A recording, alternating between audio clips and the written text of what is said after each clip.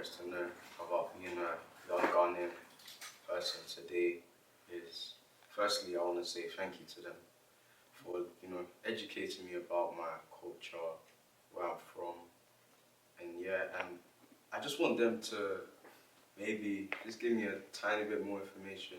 I'm not saying that what they have told me isn't great, but I just want to know just a tiny bit more, just to cement that information. And yeah. One thing I want my parents to know about being a Colombian young person in the UK would be that there's not a lot of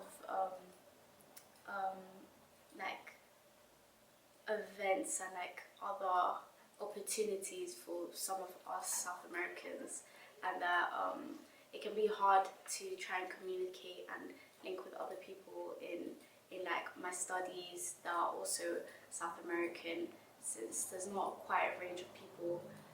One thing I'd like my parents to know about being a young black mixed African is that a lot of the things that they have told me are still going on today, like the whole idea of being discriminated against and just feeling like you have to put in just that little bit more effort to get to the same level of achievement in a way as your other peers.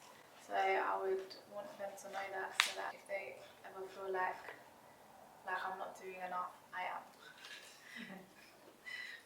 One thing I'd like my parents to know about being, mixed Caribbean in today's day and age, and like this society, especially in Britain, is that even though we've come a long way, some things still haven't changed, if that makes sense. And I feel like a lot of people's perception of Caribbean people is definitely like tarred with the same brush. Not necessarily to say that, all of us being perceived the same is necessarily a bad thing, but I feel like a lot of Caribbean people, especially people from small islands like myself, like St. Lucia, Trinidad, Barbados, it's like we're almost just brushed under the category of Jamaican, and I feel like that isn't the case with a lot of people, do you know what I mean? And I feel like it's only worsened over the years, as when my parents and grandparents first came into this country, I feel like the differentiation between Jamaicans, Trinis, St. Lucians was quite high.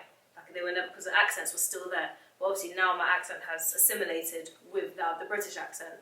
When you say you're Caribbean, the first thought is Jamaican. So I feel like a lot of things need to be nuanced. I feel like I wish there was more education. I wish we could be more outward with our culture so people could know that we're different.